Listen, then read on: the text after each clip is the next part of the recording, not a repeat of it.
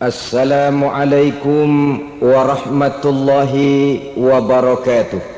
Waalaikumsalam warahmatullahi wabarakatuh. Bismillahirrahmanirrahim. Alhamdulillahi rabbil alamin. Wassalatu wassalamu ala ashrafil anbiya'i wal mursalin, imamil muttaqin, sayyidil ghurril muhajjalin, wa ala alihi wa ashabihil mujahidin at-tahirin, amma ba'du. Saudara-saudara kaum muslimin rahimakumullah, maksud utama daripada diutusnya Rasulullah sallallahu alaihi wasallam ke alam ini tidak lain adalah untuk memperbaiki akhlak manusia. 14 abad yang lalu, dari sebuah kota kecil yang tidak ada dalam peta, lahir satu proyek raksasa, proyek memperbaiki akhlak manusia. Di tengah-tengah dunia pada ketika itu, Eropa masih biadab, Afrika belum dikenal orang, Asia sungguh sangat terbelakang, dan semenanjung Arabia dari berbagai aspek kehidupannya dikenal sebagai masyarakat jahiliyah. 13 tahun pertama dari perjuangan selama periode Mekah, apa yang dilakukan oleh baginda Rasul tidak lain adalah memperbaiki akhlak manusia kepada Allah Subhanahu wa ta'ala dengan menanamkan roh, jiwa dan semangat tauhid. Kita tahu bahwa masyarakat jahiliyah menyembah batu, menyembah patung, menyembah berhala yang mereka buat sesuai dengan kekayaannya masing-masing. 360 berhala di sekeliling Ka'bah merupakan bukti nyata dari sesembahan mereka. Yang kaya membuat berhala dari emas lalu disembah, yang setengah kaya bikin patung dari perak lalu disembah, yang hampir miskin bikin Tuhan dari kayu lalu disembah, yang miskin benar tepung terigu diadonin lalu dibentuk seperti wujud seseorang kemudian disembah, dan apabila selesai nyembah perutnya terasa lapar, Tuhannya habis dipretelin. Sepanjang sejarah kemanusiaan cuma masyarakat jahiliyah saja yang sampai makan Tuhan. Sesadis-sadisnya bangsa Indonesia belum pernah sampai makan Tuhan. Maka menghadapi manusia seperti ini, yang pertama dilaksanakan oleh Rasul memperbaiki akhlak mereka kepada Allah, menanamkan la ilaha illallah, bahwa tidak ada Tuhan yang perlu disembah selain daripada Allah Subhanahu wa ta'ala. Ini hakikatnya merupakan inti daripada ajaran rasul-rasul terdahulu. Kenapa? Seluruh rasul bersumber dari satu sumber yang sama, yaitu dari Allah Subhanahu wa ta'ala. Maka prinsip ajaran ketuhanan yang mereka bawa tentu saja sama. Nabi Adam mengajarkan la ilaha illallah, Nabi Nuh mengajarkan la ilaha illallah, cuma tentu sambungannya Nuh Rasulullah. Nabi Ibrahim mengajarkan la ilaha illallah, Ibrahim Rasulullah. Nabi Musa mengajarkan la ilaha illallah, Musa Rasulullah. Bahkan Nabi Isa mengajarkan la ilaha illallah, Isa Rasulullah. Dan Nabi Muhammad mengajarkan la ilaha illallah, Muhammadur Rasulullah. Akhlak manusia kepada Allah dengan menanamkan tauhid. Jadi kalau ingin berakhlak yang benar kepada Allah, jaga tauhid, pegang teguh akidah. Saudara-saudara kaum muslimin rahimakumullah, lawan daripada tauhid adalah kufur. Kufur bisa dua, bisa kufur iman, bisa kufur nikmat. Kufur itu sifatnya, kafir itu orangnya. Ada orang kufur iman, dan ini merusak akhlak kepada Allah Subhanahu wa ta'ala. Kufur iman itu kadang-kadang bentuknya syirik, orangnya disebut musyrik. Kufur iman itu kadang-kadang bentuknya nifak, orangnya disebut munafik. Kufur iman itu kadang-kadang bentuknya riddah, orangnya disebut murtad. Ini merupakan jenis daripada kufur-kufur iman dan tergelincirnya manusia daripada akhlak kepada Allah Subhanahu wa ta'ala. Benar, di zaman sekarang kita tidak menyembah berhala. Memang di zaman sekarang kita tidak menyembah patung. Iya, kita tidak berkeyakinan Tuhan lebih dari satu. Tapi kadang-kadang akhlak kita kepada Allah sering lentur dan luntur, sering bergoyang dan tergoncang, sering kena erosi dan polusi. Bahwa kita tidak menyembah Latta, Uzza, Manat dan Hubal seperti masyarakat jahiliyah dahulu, memang. Tapi Latta zaman sekarang, Uzza zaman sekarang, Manat dan Hubal di zaman sekarang, berhala-berhala di abad kita sekarang ini, kadang-kadang bernama harta, kadang-kadang bernama wanita, kadang-kadang bernama tahta, mungkin juga bernama Toyota. Sesuatu yang lebih kita agungkan daripada Allah, menjelmalah dia menjadi berhala-berhala di zaman kita sekarang ini. Manakala kita di kantor sudah lebih takut kepada kepala bagian kita daripada kepada Allah, maka Tuhan kita barangkali adalah kepala bagian kita. Manakala kita sudah lebih takut kepada manusia daripada kepada Allah, bergeserlah akhlak kita kepada Allah, mengagungkan manusia dan menomorduakan Allah. Maka di zaman sekarang akhlak kita kepada Allah sering kena erosi, sering kena polusi. Mungkin karena sulitnya lapangan kerja, tingginya tensi ekonomi, persaingan hidup yang makin tajam, sulitnya mencari lapangan kerja, orang kadang-kadang nekat, sedikit pertimbangan, picik pandangan, mudah melakukan potong kompas, sehingga terjadilah perbuatan-perbuatan yang memelencengkan akhlak kita kepada Allah Subhanahu wa ta'ala. Kadang-kadang terjebak mempercayai selain daripada Allah, kadang-kadang terjebak di dalam mengagungkan yang selain daripada Allah lebih dari yang seharusnya. Terkenalah akhlak kita kepada Allah jaringan-jaringan erosi dan polusi. Kufur sebagai lawanan daripada tauhid merupakan sifat daripada orang yang tidak berakhlak kepada Allah. Bentuknya pertama bisa syirik. Syirik itu artinya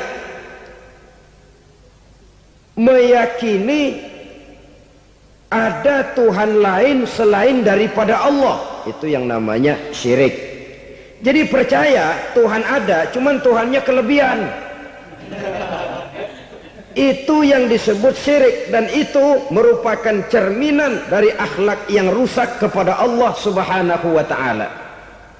Berkeyakinan Tuhan lebih dari satu, berkeyakinan bahwa Tuhan itu beranak atau diperanakkan, atau mengagungkan sesuatu sama dengan Allah, atau menjadikan yang selain Allah sebagai tujuan akhir daripada perjalanan kehidupan ini, maka itu sudah terjebak kita dalam musyrik. Dan syirik satu dosa yang tidak berampun. Bahasa kasarnya, yang namanya syirik itu jenis bapak moyangnya dosa. Saudara-saudara, sebab itu saya pesan, kalau memang terpaksa, biasanya yang tinggal di kota-kota besar itu kalau tidak kepengen dosa kan susah. Kalau terpaksa harus bikin dosa, cari yang kecil-kecil saja, yang kira-kira taubatnya gampang. Umpamanya pulang sholat Jumat nukar sendal, umpama,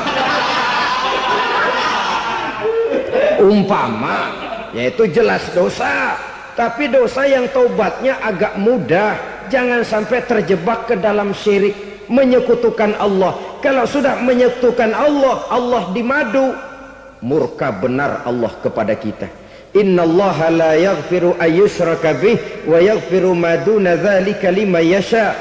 Allah tidak akan memberi ampun kepada orang yang menyekutukannya dengan sesuatu, tapi Allah mau mengampunkan dosa yang selain itu bagi orang yang dikehendakinya.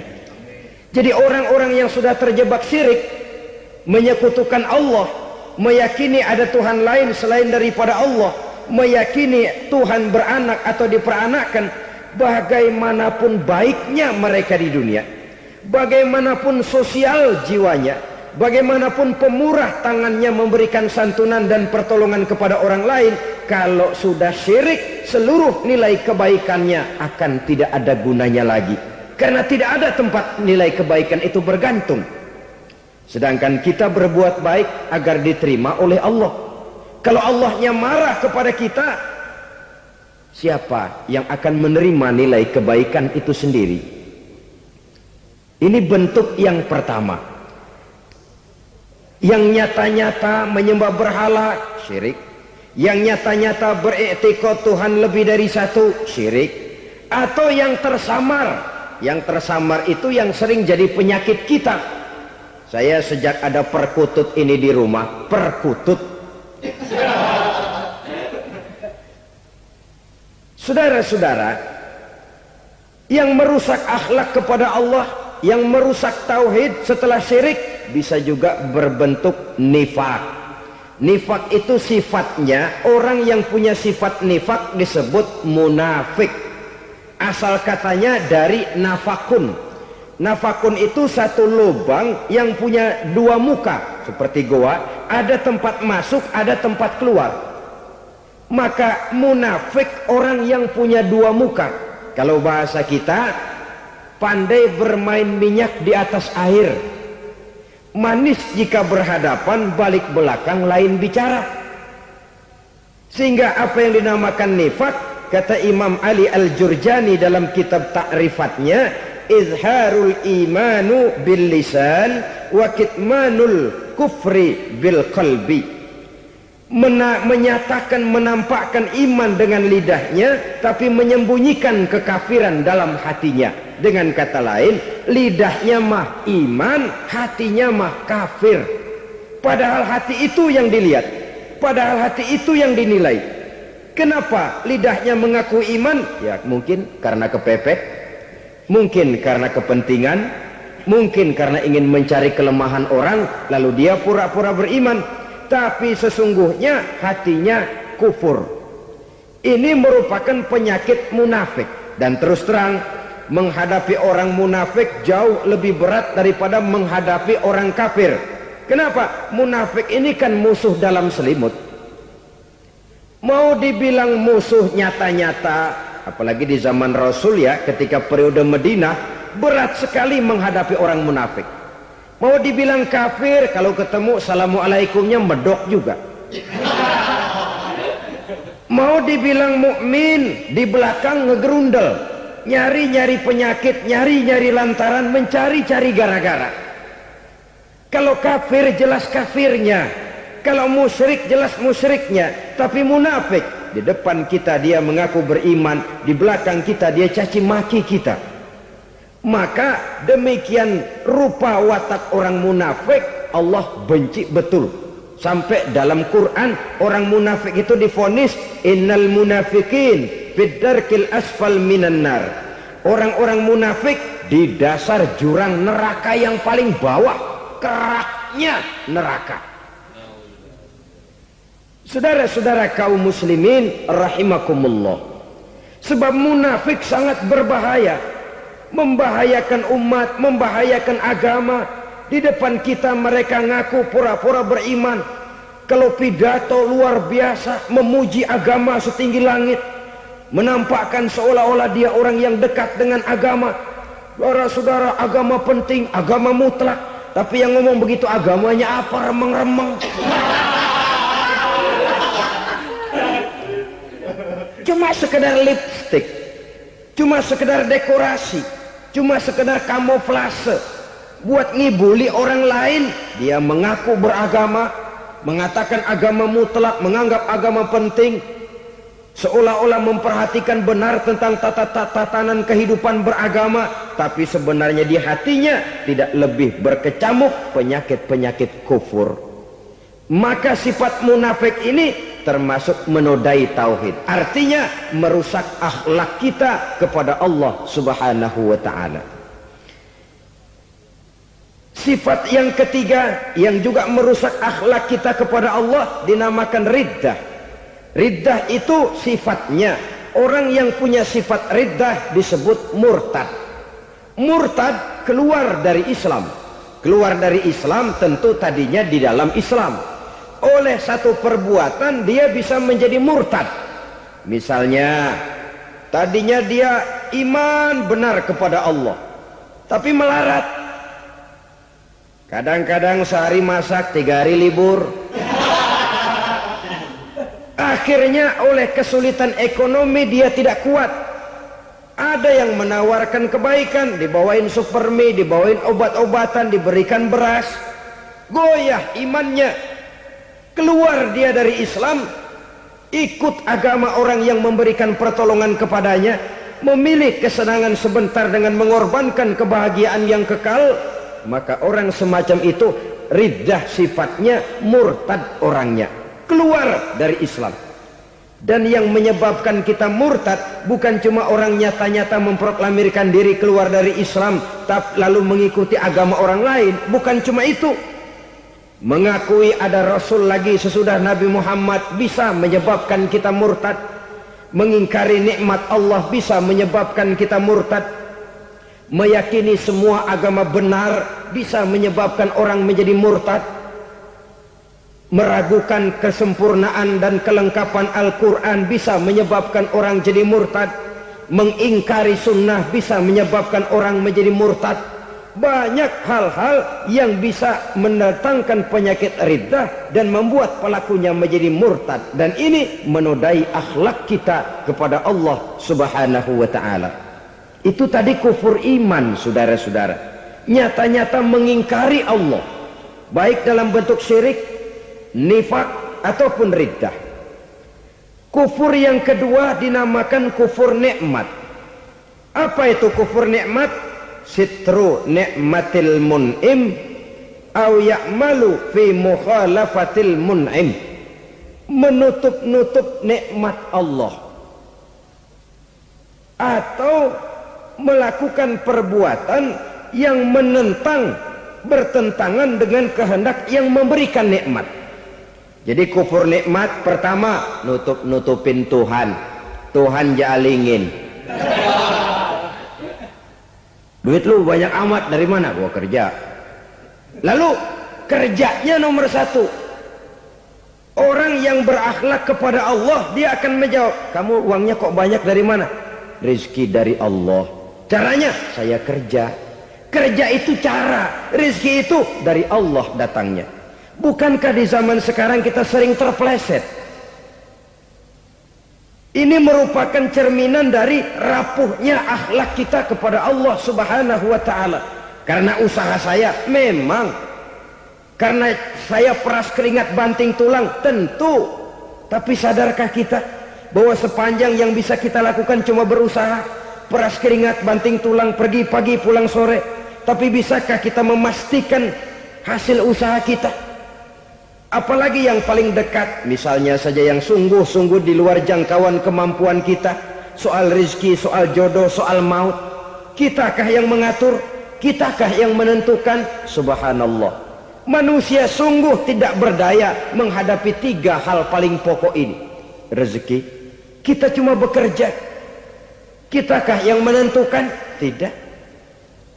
Kita berusaha saja rezeki belum pasti dapat, apalagi kalau kita tidak berusaha. Jangan terjebak dalam fatalisme, belum perang udah nyerah.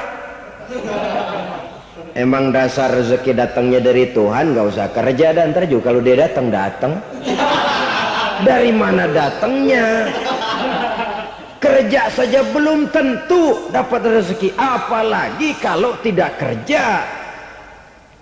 Yang jelas usaha perlu kepastian, itu urusan Allah. Ini akhlak kepada Allah subhanahu wa ta'ala. Jodoh juga begitu. Kita berusaha, kita berupaya, Allah menghendaki lain, lain jadinya. Maut juga begitu. Siapa sih yang pengen ngadepi maut? Siapa sih yang pengen mati? Siapa sih yang pengen ketemu malaikat Israel? Tidak seorang pun kalau ditanya, kecuali mereka yang putus asa ya. Kalau otaknya masih normal, mau mati mesti belakangan dulu udah dikit. Tapi yang satu itu saudara, kalau dia sudah datang, tenaga mana yang bisa menolak? Kalau dia sudah berkunjung, kekuatan mana yang bisa menghindar? Kalau dia sudah ingin bertemu, kemana kita bisa melarikan diri? Manusia sepanjang yang dia lakukan hanya berusaha, tapi kepastian, ketentuan dari Allah subhanahu wa ta'ala. Orang yang kufur nikmat, nutup-nutupin Allah. Dia merasa rezekinya adalah mutlak peras keringatnya, seolah-olah Allah nggak punya peranan apa-apa di situ. Oh, ini kan saya bisa rumah begini karena saya kerja keras. Oh, ini mobil saya begini saya kerja keras. Peras keringat banting tulang keras.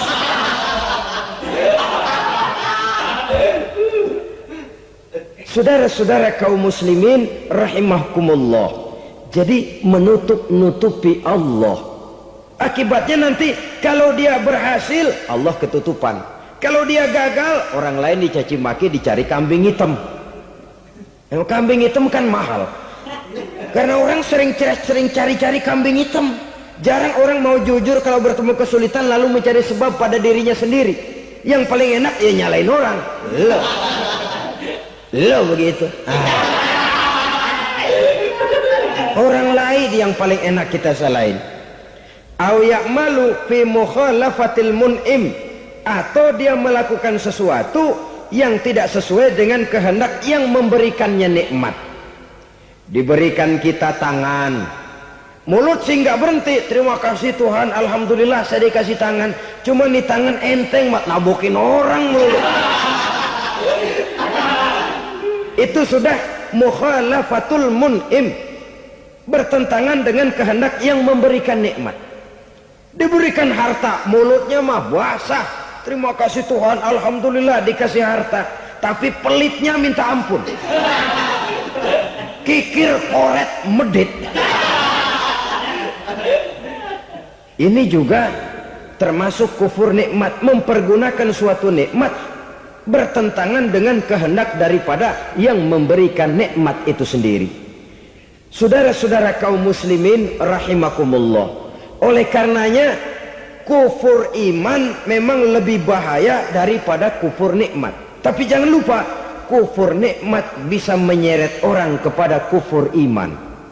Nah kalau Allah udah dialingin, Tuhan sudah dinomor duain, lama-lama kenapa dia tidak mendewakan dirinya sendiri, mendewakan pangkatnya, mendewa-dewakan otaknya, mendewa-dewakan kemampuannya? Pada awalnya dia memang cuma kufur nikmat, tapi lambat laun kalau ini tidak diobati, secara pasti orang akan mengarah kepada kufur iman. Bisa berbentuk syirik, bisa berbentuk nifak, bisa berbentuk riddah. Saudara-saudara, oleh karena itu menjaga akhlak kepada Allah mutlak penting. Sebab apa? Kita tidak berakhlak kepada manusia saja, kita dikucilkan dari pergaulan. Kalau kita tidak berakhlak kepada Allah, dikucilkan oleh Allah. Hadis qudsi menyatakan, man lam yashkur ala na'mai wa lam yasbir ala balai falyakhruj min tahtis samai falyatlub rabban siwaya. Kata Allah, siapa orang yang tidak mau bersyukur terhadap nikmat yang aku berikan kepadanya dan tidak mau sabar terhadap ujian yang aku berikan kepadanya, falyakhruj min tahtis samai, persilahkan saja keluar dari kolong langitku, waliyatlub rabban siwaya, tolong cari Tuhan lain selain daripada aku. Murka Allah, diusir, cuman gak kedengeran aja. Siapa yang tidak mau syukur terhadap nikmatku, siapa yang tidak mau sabar terhadap ujian yang aku berikan kepadanya, persilakan keluar dari kolong langitku ini, cari Tuhan lain selain aku. Nah, langit Tuhan yang punya, Tuhan kita lawan, diusir dari kolong langit, mau pindah ke kolong mana?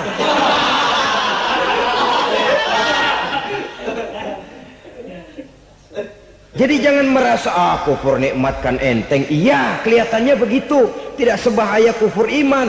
Tapi kufur nikmat ini merupakan anak tangga yang kalau kita sudah mulai naik, kita akan naik terus sampai kepada tingkat di mana kita mengalami kufur iman. Kalau sudah ke sana, maka akhlak kita kepada Allah terkenalah erosi, terkena polusi, hancur akhlak kepada Allah, dan itulah sumber kesengsaraan abadi. Kalau cuma kita tidak berakhlak kepada manusia, barangkali resikonya cuma kehidupan di dunia ini. Mungkin juga ada kehidupan akhirat. Tapi kalau sudah tidak berakhlak kepada Allah, dunia akhirat kita rugi dan celaka. Maka pada kesempatan ini saya mengajak, marilah jaga baik-baik akhlak kita kepada Allah. Satu kali kita bertauhid, sampai mati kita bertauhid. Satu kali la ilaha illallah, jangan tergelincir lagi kita keluar daripada kalimat itu. Satu kali kita bertuhankan Allah, jangan bertuhan yang lain selain daripada Allah. Jangan sekutukan Allah, jangan samakan Allah dengan sesuatu, jangan mengangkat yang lain sama agungnya dengan Allah. Sebab dengan demikian kita seolah-olah sudah mengotori akhlak kita kepada Allah subhanahu wa ta'ala. Ini berat saudara-saudara, ini tidak ringan. Kadang-kadang saya katakan tadi, masalah ekonomi, kadang-kadang persaingan hidup yang makin tajam, di tengah lapangan kerja yang makin sulit, di tengah orang banyak potong kompas. Kalau berpatokan kepada nilai tauhid, la ilaha illallah, tidak ada Tuhan selain Allah, maka saya tidak akan takut kecuali hanya kepada Allah. Saya tidak akan menggantungkan hidup kecuali hanya kepada Allah. Saya tidak akan minta rezeki kecuali hanya kepada Allah. Kadang-kadang situasi yang nekat membuat kita kehilangan keseimbangan, kehilangan pertimbangan, picik pandangan. Akibatnya kita merusak akhlak kepada Allah subhanahu wa ta'ala. Ironinya kan orang sekarang kalau ditanya, lu nyolong ya? Iya. Kok berani? Emang. Lu nggak tahu Tuhan lihat? Tahu. Kok nyolong juga? Biarin.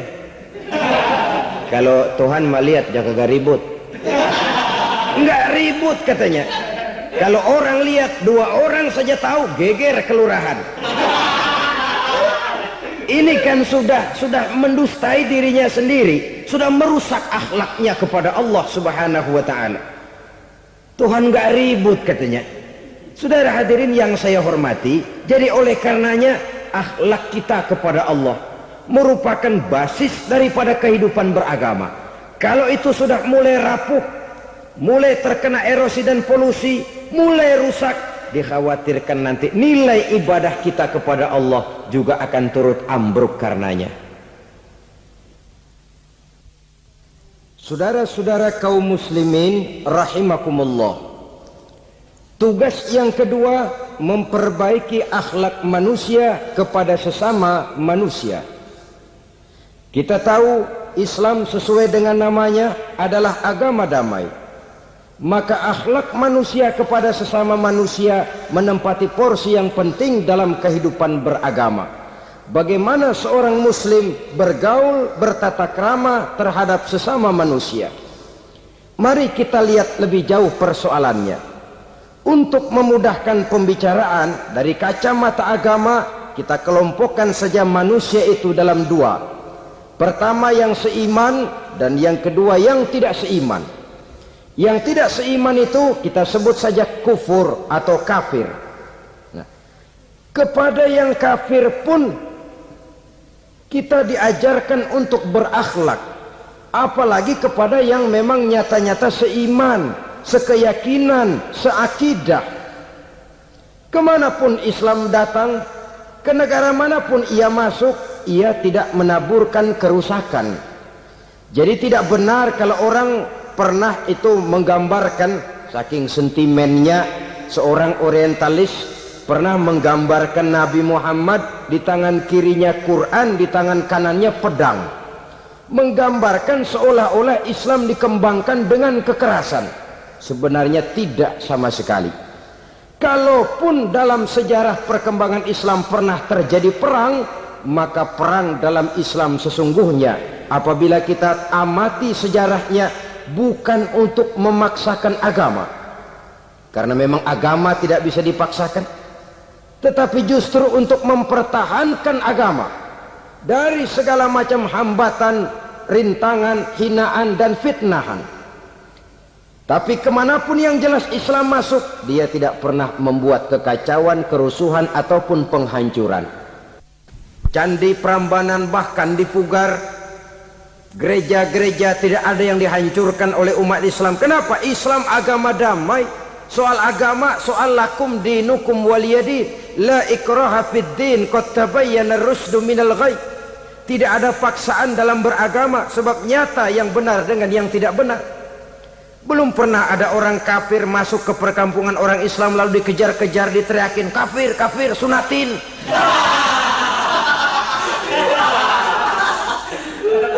Belum pernah. Kenapa? Islam menghormati orang lain agama. Nah, yang kafir ini macam-macam, saudara.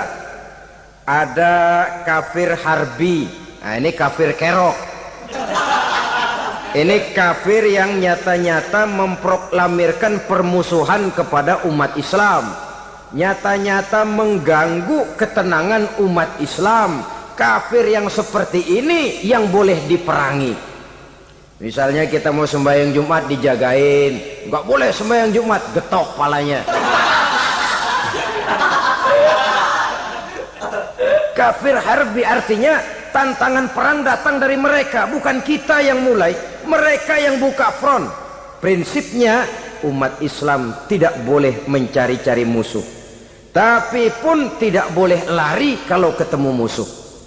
Musuh jangan dicari, ketemu jangan lari. Karena itu kesan seolah-olah umat Islam ini teroris, umat Islam ini destroyer, umat Islam ini sering menimbulkan keonaran, kerusakan. Sungguh satu fitnahan yang sangat keji. Umat Islam adalah umat yang cinta damai. Islam di masa perkembangannya masuki Eropa melalui Selat Gibraltar, Jabal Tariq, memasuki Spanyol. Islam tidak pernah meruntuhkan gereja. Islam tidak pernah membunuh orang-orang Nasrani. Bahkan Islam mewariskan peradaban dan kebudayaan yang begitu tinggi nilainya di bidang ilmu pengetahuan. Sampai ketika itu Barat banyak mengkaji ilmu pengetahuan dari dunia Islam. Buku-buku berbahasa Arab diterjemahkan ke bahasa Yunani, dipelajari oleh para cendekiawan di negeri Barat sana. Mereka mengambil manfaat yang banyak dari masuknya Islam ke Eropa. Sementara gereja tetap berdiri dengan megahnya. Kuil-kuil tempat peribadatan tidak satupun yang diusik-usik. Kenapa? Islam agama yang cinta damai. Asal dia tidak diganggu, asal kehormatannya tidak dihinakan. Jadi kafir harbi, kafir yang nyata-nyata nantang perang, ngajak berkelahi. Itu kafir yang nyari penyakit. Kafir harbi ini boleh diperangi dengan catatan mereka yang memang mulai. Yang kedua kafir zimmi. Kafir zimmi, kafir yang hidup di tengah mayoritas muslim, tapi mereka mau hidup dengan aman, damai, tenang. Mereka wajib dilindungi. Bahkan Nabi pernah memberikan satu jaminan, man azazimiyan faqad azani. Siapa yang mengganggu orang kafir zimmi sama saja dengan mengganggu saya. Kehormatannya dijaga, harta bendanya dilindungi, anak istrinya pun dilindungi. Dan ini jadi kenyataan. Saudara bisa lihat di negara-negara yang mayoritas penduduknya beragama Islam, orang-orang kafir di luar Islam hidup dengan tenang, aman, damai. Di Saudi Arabia, di luar tanah haram, di luar Mekah dan Madinah, banyak orang-orang kafir mencari nafkah. Mereka tenang, aman, dilindungi undang-undang. Begitu di Mesir, begitu di negara Indonesia yang berdasarkan Pancasila ini. Kehidupan beragama menimbulkan gairah, rukun, tenang, aman, damai, sepanjang tidak saling ganggu, tidak saling usik, menghargai orang yang sudah beragama.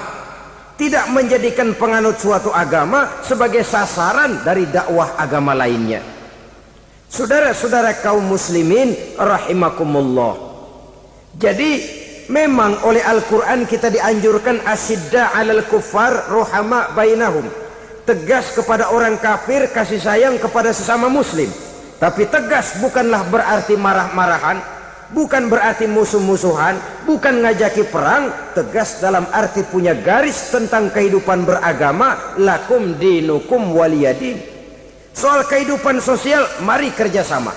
Bangun jalan, ayo rame-rame. Siskamling, mari bebarengan. Bikin puskesmas, mari sama-sama.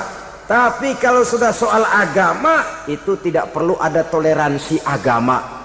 Yang perlu toleransi antar umat beragama. Kalau umatnya mau kerjasama silakan, tapi tidak menyangkut soal ibadah. Jangan kerjasama di bidang ibadah.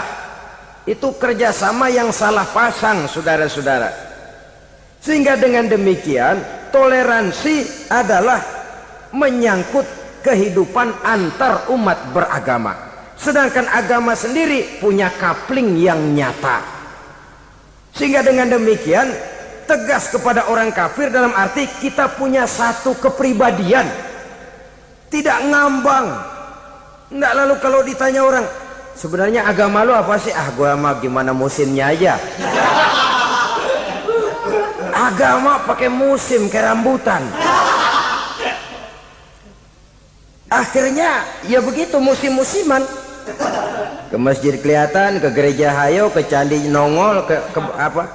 Bingung malaikat bagaimana nyatetnya nih bocah ini. Di mana aja ada. Kita punya satu kepribadian. Saya muslim dan garis saya ini, lakum dinukum waliyadin. Bagi Tuhan persilakan agama Tuhan, bagi kami agama kami. Kami hormati Tuhan, Tuhan hormat kepada kami. Tapi soal agama kaplingnya jelas. Kerjasama, mari urusan muamalah, bidang sosial. Yuk kita siskamling sama-sama dengan orang lain agama. Mari jaga kerukunan, kesatuan, persatuan, kekompakan. Perbaiki jalan yang rusak, mari sama-sama. Mendandani jembatan yang runtuh, mari sama-sama. Tapi sembahyang, kaplingnya lain-lain. Sebab Nabi juga dulu pernah ditawarkan begitu loh sama kafir jahiliyah dulu, Quraisy itu. Sudah Muhammad, sekarang begini saja, kita join aja daripada marah-marahan. Hari ini saya oke menyembah Tuhanmu Allah, besok gantian kamu menyembah Tuhan kita Latta, Uzza, Manat dan Hubal. Turun, qul ya ayyuhal kafirun la a'budu ma ta'budun. Soal ibadah kaplingnya jelas, tidak boleh dicampur adukkan. Sebab kalau tidak, kita akan mulai kehilangan identitas diri. Dan disitulah krisis kehidupan keyakinan beragama dimulai, dari krisis identitas. Hujan gede kan mulainya gerimis dulu. Di mana-mana ya gerimis dulu. Gerimis makin lama makin gede. Kita akan mulai dengan kehilangan identitas diri. Dari sana nanti kita malu mengakui keislaman kita. Kalau orang Islam malu mengakui keislamannya, ini kan ironi, menyedihkan. Ngakui Islamnya saja malu, menonjolkan keislamannya malu, tidak ada rasa bangga beragama. Padahal ini modal dasar. Hanyalah dengan rasa bangga beragama kita lalu konsekuen.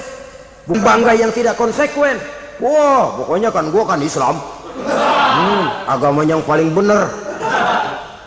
Tapi hidupnya sendiri jauh dari tuntunan Islam. Itu bangga yang tidak beralasan, bangga yang tidak perlu dibanggakan sebenarnya. Kebanggaan yang membuat kita konsekuen dan dekat dengan kehidupan beragama. Jadi dengan demikian saudara-saudara, kepada non muslim kita juga harus berakhlak. Bukankah ini sudah dicontohkan oleh Rasul? Bagaimana beliau disambiti orang di Taif, yang menyambiti malah didoakan. Bagaimana Suraqah mau membunuh beliau, malah Suraqah didoakan. Bagaimana Abu Jahal dan Abu Lahab saking mangkalnya. Ini Abu Jahal pernah gali lubang di kamarnya sendiri, di depan tempat tidurnya. Setelah dia gali lubang, ditutupin pakai keraras korma. Lalu dia tarik selimut, belagak meriang. Dia pesan pesuruhnya, bilangin Muhammad encangnya meriang. pamannya sakit, minta ditengokin. Nabi dengan segala husnuzonnya berangkat nengokin. Abu Jahal dari balik selimut ngintip. Ah, itu dia Muhammad, itu dia tuh. Dia tuh, masuk Dani, masuk. Mulai di jalan, seneng Abu Jahal. Ah, terus dah. Begitu ke pelosok, masuk ke lubang, gue pendem terus lalu. Memang niatnya mau mencelakakan Nabi. Sudah tinggal beberapa langkah lagi Nabi akan berjalan ke arah lubang itu. Malaikat Jibril ngasih tahu, Muhammad, Abu Jahal pamanmu cuma pura-pura sakit. Di depan tempat tidur itu ada lubang sudah dia gali untuk menjerumuskan kamu. Sudah, balik pulang. Balik badan Nabi. Sudah hampir mau melangkah, kakinya malah muter pulang. Abu Jahal yang ngelihat Nabi sudah hampir jatuh nggak jadi, balik pulang. Lupa kalau lagi sakit. Udah Muhammad buruan sini. Nabi ke pintu, dia kejar. Dia lupa sama lubang yang dia gali. Begitu dia kejar, dia yang ke pelosok masuk ke dalamnya. Sejak saat itu ada pepatah, man hafara hufratan waqa'a fiha. Siapa yang suka nggali lubang, dia sendiri bakal terpelosok ke dalamnya. Jatuh dia ke lubang yang dia gali. Padahal ya paling banter 2 atau 3 meter paling dalam.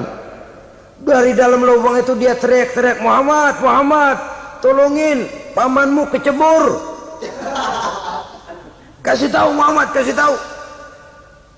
Datang lagi lah pesuruhnya, Muhammad, pamanmu Abu Jahal kecebur, minta tolong diangkatin. Sudah diulur tambang, habis sambung lagi nggak bisa sampai. Masa iya cuma kamu yang bisa nolong? Apa yang dilakukan Nabi? Balik mau nolongin. Akhlak. Kita kalau ada orang gali lubang buat nyeburin kita, dia sendiri yang kecebur. Gorok gua kagak lemin loh. Mati sekalian dah. Nabi mah enggak, balik nolongin tuh Abu Jahal. Kenapa paman kecebur? Iya Muhammad, tolong, tambang udah diulur-ulur, sambung nggak sampai. Aduh kasihan paman, nih pegang tangan saya. Nabi cuma ulurin tangan, nyampe dipegang oleh Abu Jahal. Diangkat ke atas. Nyampe atas, apa kata Abu Jahal? Tambang bergulung-gulung nggak nyampe, kamu cuma pakai tangan doang kok bisa Muhammad, hebat banget sihirmu. Mukjizat dia bilang sihir, udah ditolongin nyelak lagi, kan yang enak kita injak palanya. Orang dulu bilang wah katanya nolongin anjing kejepit, udah selesai ditolongin malah yang nolong digigit. Saudara hadirin yang saya hormati, kepada orang-orang kafir kita harus berakhlak, menghormati mereka, tidak memaksakan satu keyakinan dalam batas-batas yang ditolerir oleh agama, yaitu pada masalah-masalah sosial dan muamalah. Itu kepada non-muslim, apalagi kepada sesama muslim. Baik akhlak kepada orang tua, akhlak kepada guru, akhlak kepada jiran atau tetangga, itu semua termasuk dalam akhlak kepada sesama manusia. Akhlak kita kepada orang tua, kadang-kadang kita orang timur ini ketularan orang barat. Engkongnya dianggap CS, salaman main kedet aja, halo kong, engkongnya bahalo dibengong. Saudara-saudara kaum muslimin rahimakumullah, akhlak yang tua kepada yang muda, akhlak yang muda kepada yang tua, kepada jiran dan tetangga, kepada sanak famili dan handai tolan, pendeknya kepada sesama muslim. Tetangga ada haknya, ada hak tetangga yang kalau kita berakhlak itu harus dipenuhi. Contoh kecil, kalau saya beli radio, itu saya dong boleh berpikir, ini radio saya beli pakai uang saya setel di rumah saya, sekeras-kerasnya ada apa sama orang lain? Radio gua, yang beli gua pakai duit gua, gue setel di rumah gue, ada urusan apa sama orang lain? Itu kalau menurut saya. Tapi tetangga sebelah saya kan bisa juga ngomong begitu. Mata gue, yang ngantuk gue tidur di rumah gue, kenapa suara radio lu masuk kemari? Ketika itulah lalu kebebasan saya nyetel radio dibatasi oleh kebebasan tetangga saya yang mau tidur. Ini sudah akhlak namanya. Umpamanya lagi ada Nabi ajarkan, iza tobakhta maraqatan fa'akthir ma'aha wa ta'ahad jiranaka. Kalau kamu masak sayur, banyakin kuahnya, bagiin tetangga kamu. Bukan bagiannya itu yang jadi soal, tapi akhlak kepada tetangga. Udah tahu tetangganya kelaparan, diseksa, goreng ikan asin, se-RW baunya ngayap, kembang kempis orang nungguin. Saudara hadirin ma'asyiral muslimin rahimakumullah. Jadi dengan demikian, kalau sudah kembali kepada orang-orang yang nilai imannya sama dengan kita, apapun organisasinya, apapun baju yang mereka pakai, kaos yang mereka pakai, jaket yang mereka pakai, kalau sudah seakidah, seiman, jaga akhlak kita. Pendapat boleh berbeda, kaos boleh tidak sama, jaket boleh beraneka warna, bendera boleh beragam-ragam, tapi ukhuwah Islamiyah ini utamakan. Adalah lebih baik mencari persamaan dalam kehidupan dan bukan memperbesar perbedaan.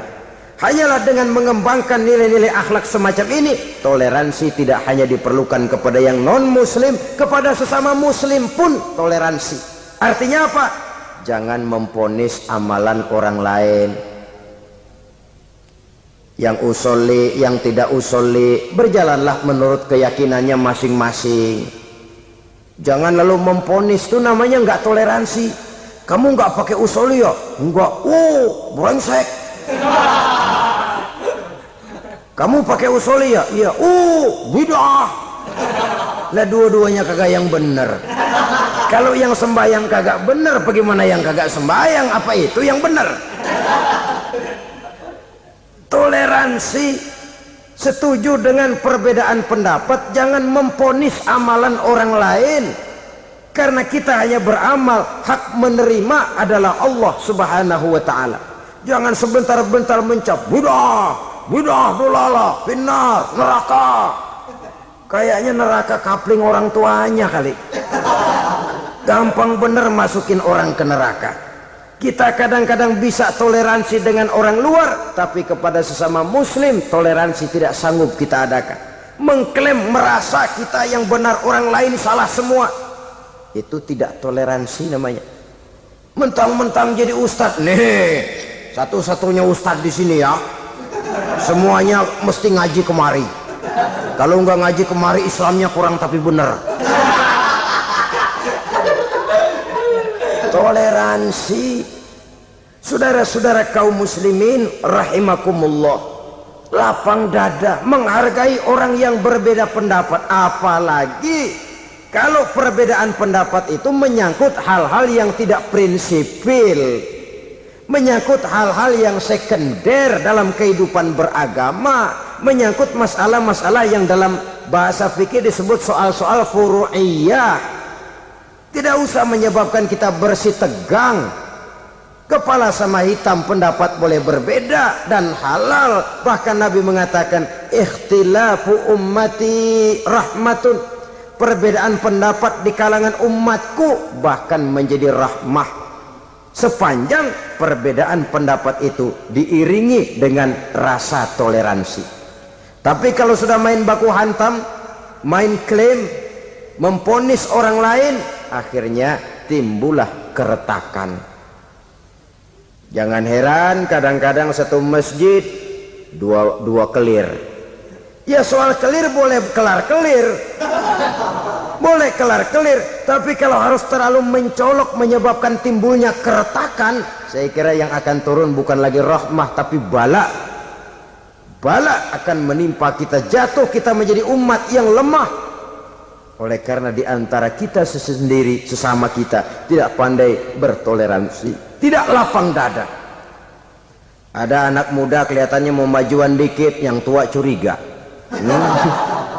Nih, kalau dia maju pasaran gua bangkrut dong nih. Lalu ditekan tuh anak ditekan melejit.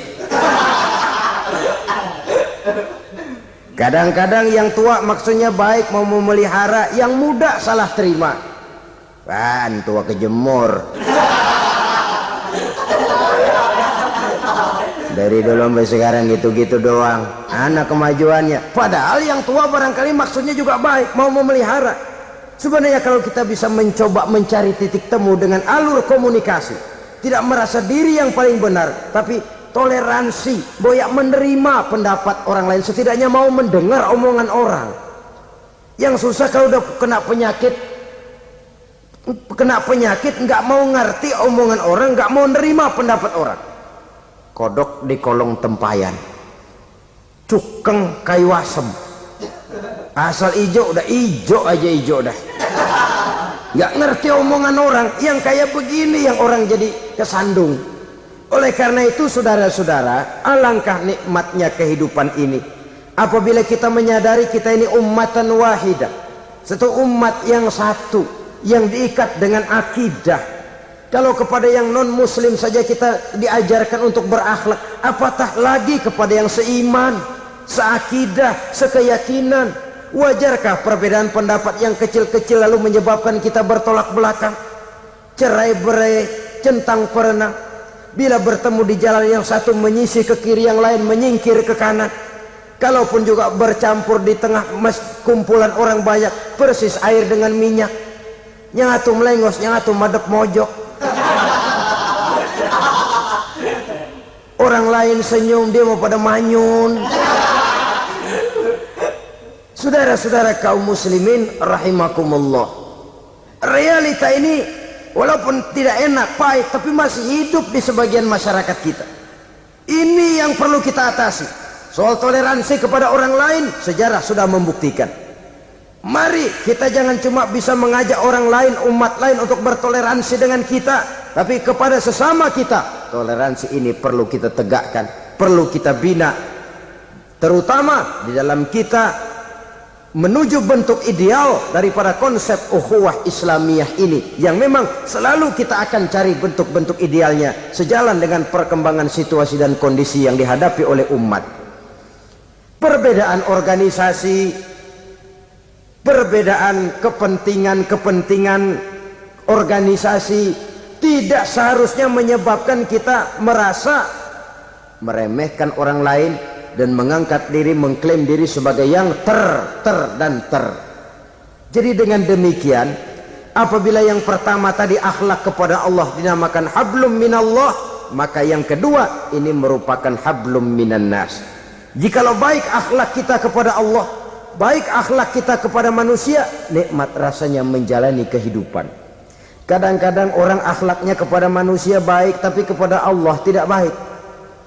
Hormat sama yang tua, menyayangi yang muda, sama tetangga rukun, tapi sama Tuhan nggak mau sujud. Ini baik kepada manusia, tapi tidak berakhlak kepada Allah.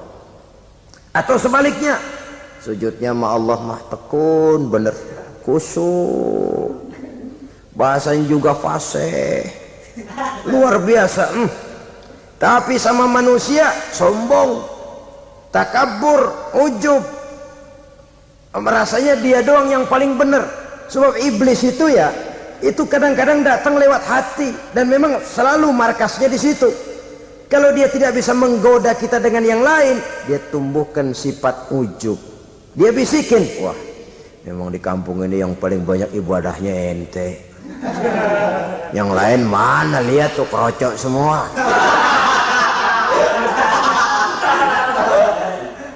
Lalu di hati orang itu tertanam sifat iya ya. Nah, tatkala iya ya, dia sudah terkena serangan iblis. Akhirnya apa? Orang lain diremehin.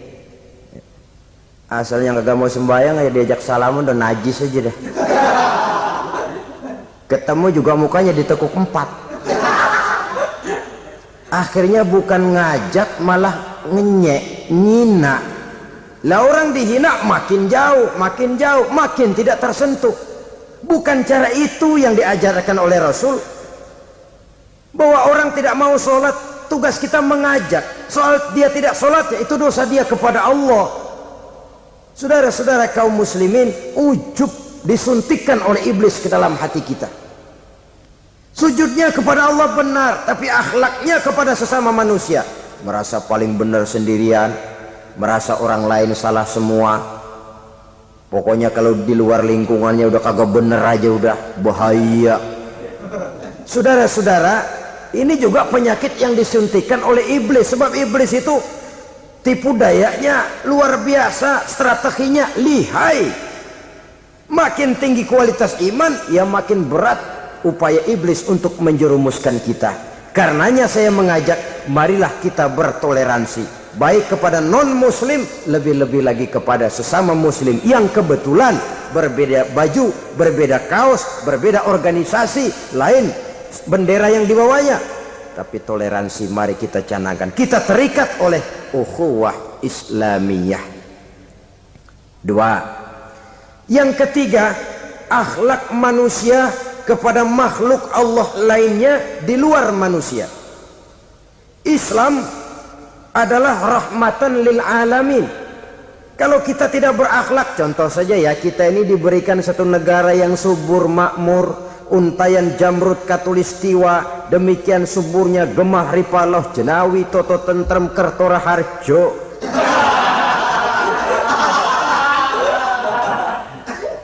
Alam yang begini indah, alam yang begini subur, kalau kita tidak berakhlak kepada alam, kita kuras sumber daya alam, kita tebangi hutan secara liar, kita gunduli bukit, merusak alam, pembalasannya akan kembali kepada kita. The natural of law, kata orang Kulon, sunnatullah, itu nantinya akan membawa malapetaka. Kesuburan yang kita lihat akan bisa berubah menjadi gurun pasir yang kerontang, gersang dan tandus.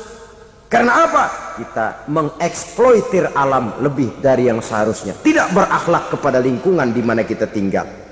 Saudara-saudara, dengan berakhlak kepada Allah, berakhlak kepada sesama manusia, berakhlak kepada makhluk Allah di luar manusia, baik flora maupun fauna, maka mudah-mudahan akan terciptalah satu ekosistem, satu lingkungan hidup yang membuat kita nikmat menjalani kehidupan ini. Inilah saja yang kita bicarakan pada pertemuan kali ini. Terima kasih atas segala perhatian, mohon maaf atas segala kekurangan. Marilah kita membina nilai-nilai akhlak walaupun berat tantangannya. Sungguh lebih baik rakyat rendah yang berakhlak tinggi daripada pejabat tinggi yang berakhlak rendah. Karena nilai manusia pada akhirnya ditentukan oleh akhlaknya itu. Mau sukses di masyarakat, mari kita utamakan akhlak. Usikum wa nafsi bitaqwallah. Wassalamualaikum warahmatullahi wabarakatuh. Waalaikumsalam warahmatullahi